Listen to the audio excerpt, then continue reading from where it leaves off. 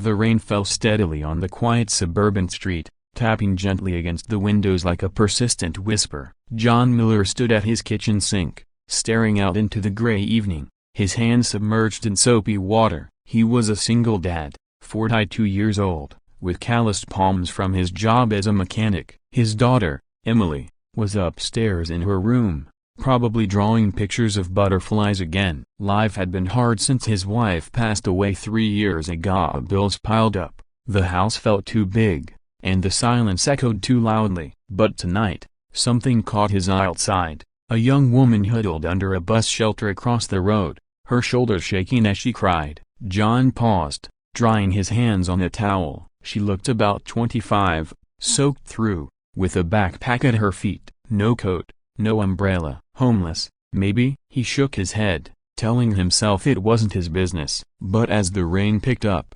drumming harder on the roof, he couldn't ignore the pull in his chest. Emily needed a stable home, and renting out the spare room had been his plan to make ends meet. Why not help someone in the process? He grabbed his jacket and stepped out into the downpour.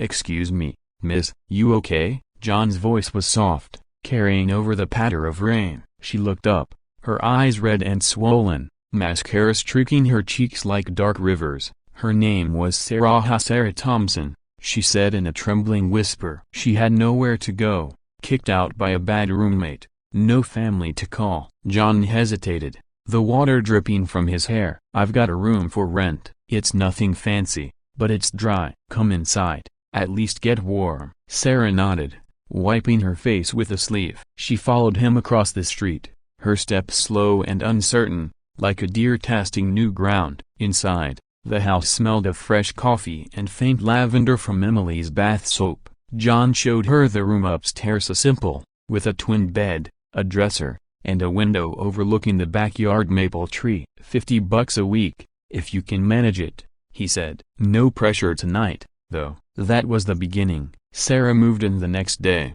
her few belongings fitting into one duffel bag. She was quiet at first, keeping to herself, but Emily took to her right away. The 8-year-old girl with curly brown hair would peek into Sarah's room, asking questions in her innocent way. "Why were you crying outside? Do you like drawing?" Sarah smiled faintly, her green eyes softening. She started helping around the house, cooking simple meals like pasta with tomato sauce, reading bedtime stories to Emily. John noticed how her hands shook sometimes, as if carrying invisible weights. Days turned into weeks. John worked long hours at the garage, fixing engines and tires, his overalls stained with grease. He came home exhausted, but the house felt warmer now. Sarah paid her rent on time, always in cash, and she never complained. One evening, as the sun dipped low, painting the sky in soft oranges, John found her in the kitchen, chopping vegetables. "You don't have to do this," he said,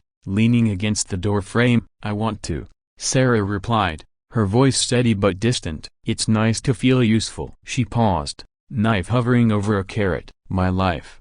It's been complicated. I ran away from everything." John nodded, not pushing. He understood complicated. Losing his wife to cancer had left a hole in his heart, one that Emily's laughter only partially filled. Money was tight, a mortgage loomed, Emily's school supplies added up, and the car needed repairs he couldn't afford. Renting to Sarah helped, but it was more than that. She brought a gentle energy, like a breeze through an open window. As autumn leaves began to fall, crunching underfoot in the yard, a bond grew. Sarah taught Emily how to bake cookies, their giggles filling the air with sweetness. John shared stories of his youth, growing up in a small Ohio town, dreaming of owning his own shop. Sarah listened, her expressions thoughtful, but she revealed little about herself. "I had a falling out with my dad," was all she'd say, her eyes clouding over. One crisp morning, while raking leaves in the front yard, John overheard Sarah on the phone in her room. Her voice was low,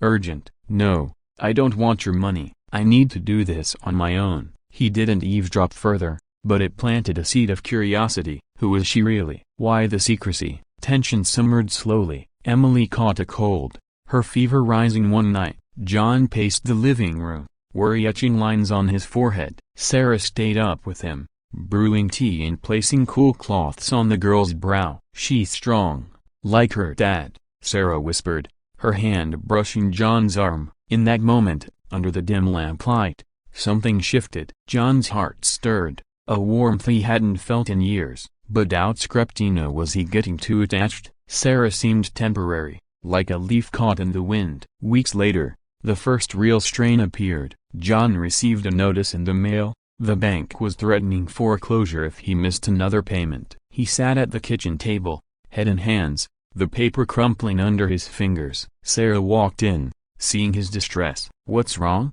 she asked softly. He sighed, the words tumbling out. "I'm drowning here. Emily deserves better. Maybe I should sell the house." Sarah's face paled. She sat across from him, her fingers twisting a napkin. "John, you've been so kind to me. Let me help." He shook his head. "No, that's not why I rented the room. I don't want charity." But the tension built. Strange things started happening. Anonymous envelopes with cash appeared in the mailbox, enough to cover a month's bills. John confronted Sarah one evening, the air thick with unspoken questions. "Is this you? How can you afford this?" She looked away, tears welling. "It's not what you think." The breakthrough came on a chilly November afternoon. Emily was at school, and John was home early from work. A sleek black car pulled up outside, a man in a suit stepping out. He knocked firmly on the door. John answered, confusion furrowing his brow. "Can I help you?" "I'm Richard Thompson,"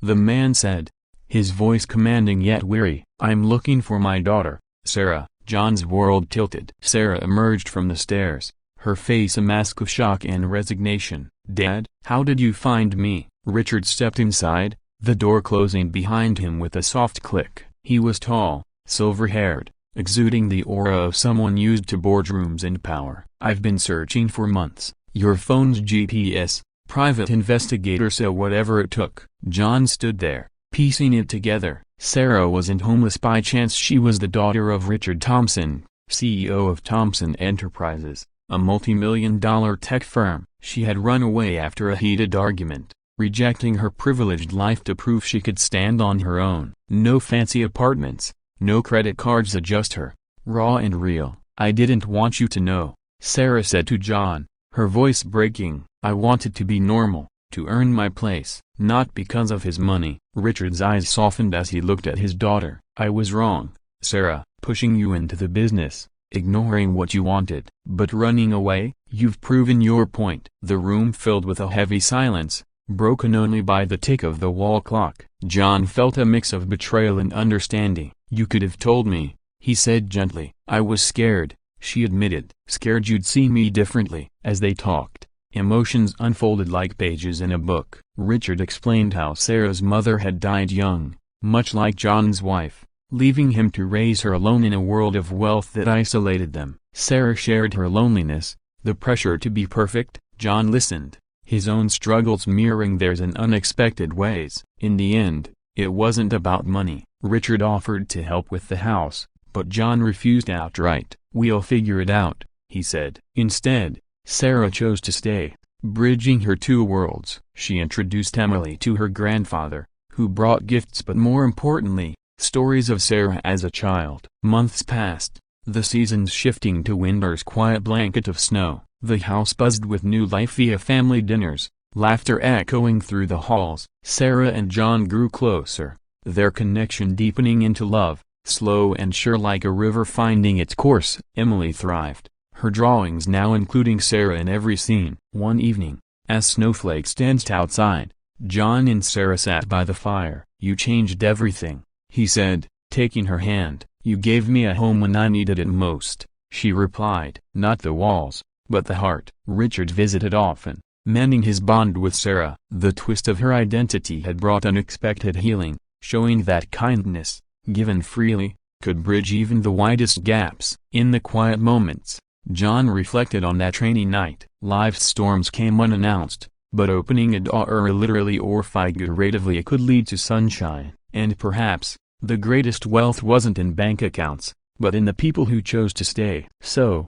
if you're listening to this story, remember, a small act of compassion might just rewrite someone's ending. Reach out, offer a hand. You never know whose life you'll touch or how they'll touch yours.